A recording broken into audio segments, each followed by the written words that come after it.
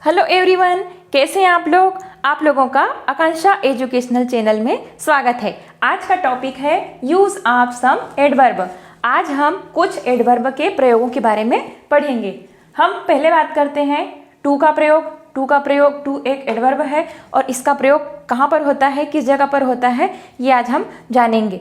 और जो ये टू है या जितने भी आज हम सम एडवर्ब पढ़ेंगे, जितने भी एडवर्ब आज हम पढ़ेंगे उनका प्रयोग कहाँ पर होता है, किस जगह पर करना है, ये सारी चीज़ें हमें फिल करने के लिए आता है। फिल इन द ब्लैंक्स जो प्रश्न पूछा जाता है प्रश्न पत्र में या फिर कॉम्पिटिटिव एग्जाम में, तो इनका प्रयोग कहाँ पर हम करते हैं ये हमें आज इस चैप्टर को पढ़ने के बाद हम ये सारी चीज़ें जान लेंगे। तो हम पहले शुरुआत करते हैं टू का प्रयोग। टू का प्रयोग आवश्यकता से अधिक बेड क्वालिटीज़, मतलब बेड क्वालिटीज़ यानी होता है बुरे गुणों को व्यक्त करने में होता है।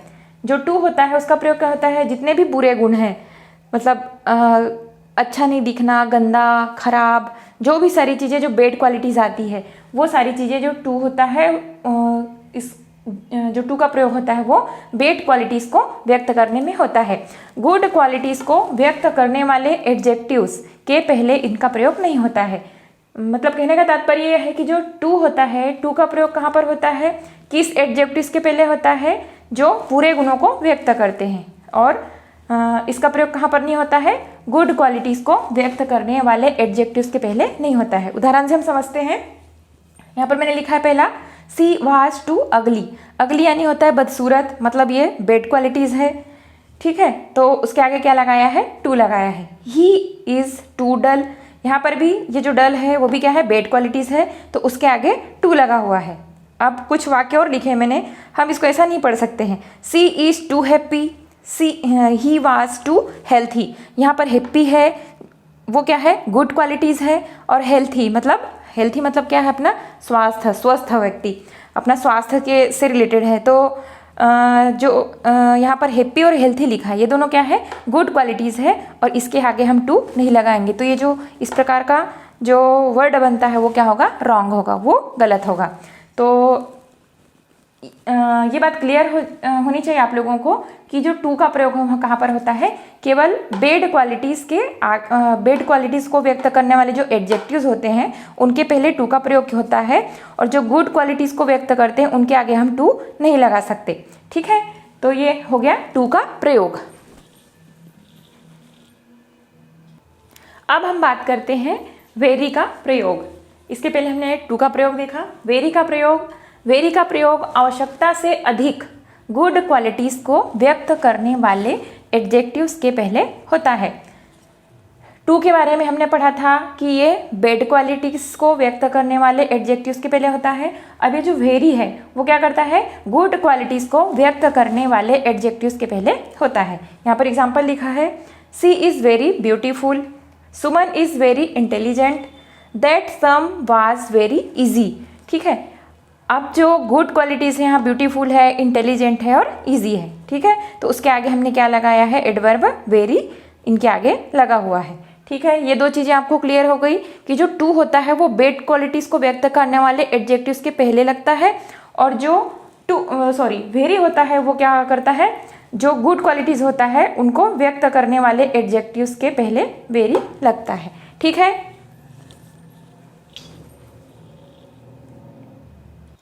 अब हम आगे आते हैं मच का प्रयोग। मच का प्रयोग कहाँ होता है, इसका प्रयोग कॉम्परेटिव डिग्री के एडजेक्टिव्स के पहले होता है तथा पास्ट पार्टिसिपल के साथ भी होता है।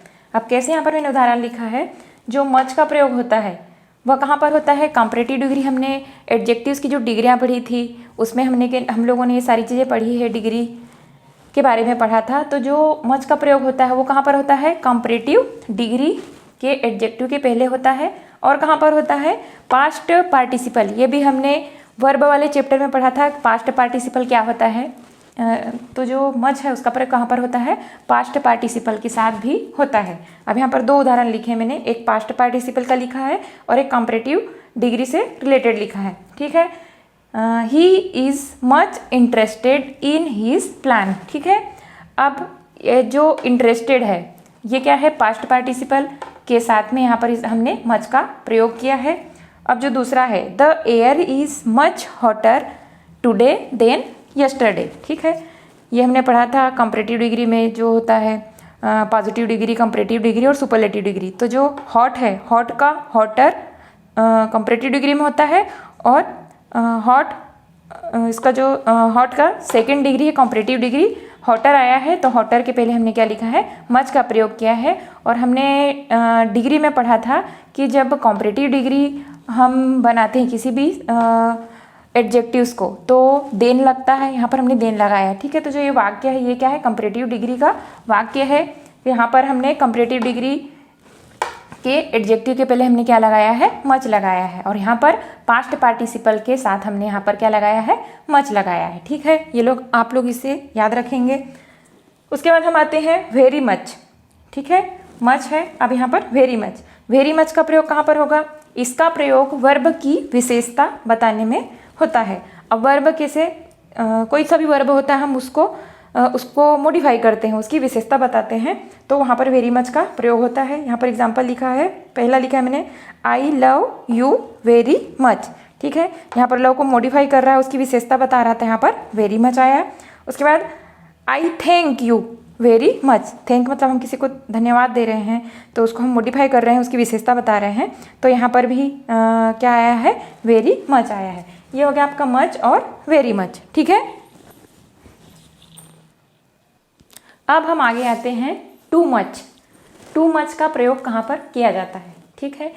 इसमें जैसे ये दो मिलकर बने हैं टू और मच, तो इसमें जो टू है, टू क्या है, एडवर्ब है, और मच क्या है, एडजेक्टिव है, ठीक है। इन दोनों का संयुक्त रूप से प्रयोग कहाँ पर होता है, नाउन के पहले होता है। तो यहाँ पर एग्जाम्पल लिखा है मैंने, he has too much difficulty, ठीक है। ये नाउन है और नाउन के पहले इनका दोनों का संयुक्त रूप से प्रयोग हुआ है, टू मच का प्रयोग हुआ है। टू क्या है, एडवर्ब है, और मच क्या है, एडजेक्टिव है, ठीक है। तो इनका प्रयोग कहाँ होता है, नाउन के पहले होता है, ठीक है। अब आते हैं हम इनफ। इनफ का प्रयोग, इनफ यानी होता है काफ़ी या पर्याप्त मात्रा में, ठीक है।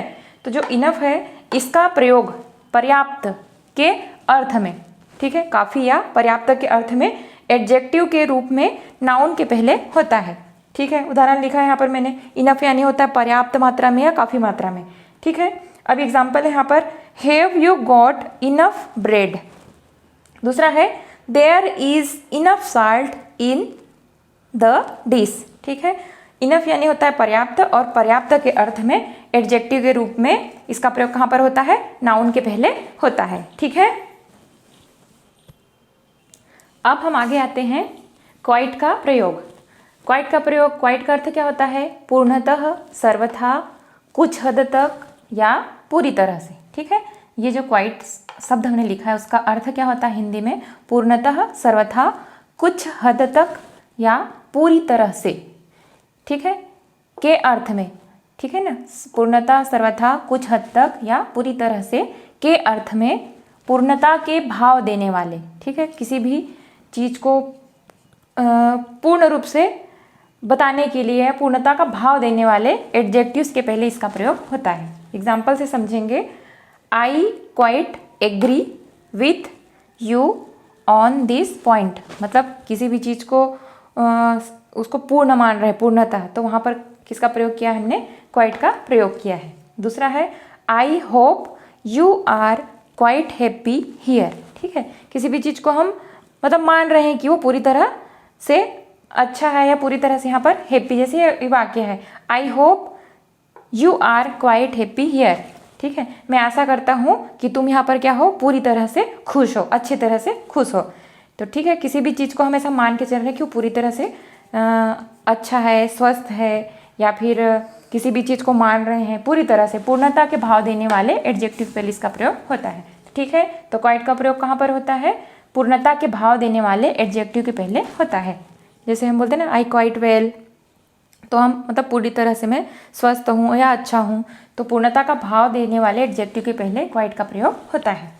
अब है अलवेज का प्रयोग। अलवेज का अर्थ होता है हिंदी में हमेशा, सदा, सदैव, ठीक है। तो जो अलवेज का प्रयोग हम कहाँ पर करेंगे, हमेशा, सदा, सदैव के अर्थ में इसका प्रयोग एडवर्ब के रूप में मेन वर्ब के पहले तथा ऑक्सिलरी वर्ब के बाद में होता है। ठीक है, मेन वर्ब और ऑक्सिलरी वर्ब के बारे में हम लोगों ने वर्ब वाले चैप्टर में सारी चीज़ें पढ़ी हुई है। ठीक है, तो जो ऑलवेज का प्रयोग है वहाँ पर कहाँ पर किया जाता है? मेन वर्ब के पहले तथा ऑक्सिलरी वर्ब के बाद में होता है। ठीक है, एग्जाम्पल लिखा है ही इज ऑलवेज रेडी। दूसरा है the sun always sets in the west. तीसरा है he always goes to work by train. ठीक है, अब ऑलवेज यानी होता है हमेशा, सदा या सदैव। तो इसका प्रयोग हमने कहाँ किया? मेन वर्ब और ऑक्सिलरी वर्ब के बीच में। ठीक है, इसका प्रयोग कहाँ पर होता है? मेन वर्ब और ऑक्सिलरी वर्ब के बाद में होता है। मेन वर्ब के पहले और ऑक्सिलरी वर्ब के बाद, मतलब बीच में इसका प्रयोग किया जाता है। अब ये हो गए आपके यूज ऑफ सम एडवर्ब।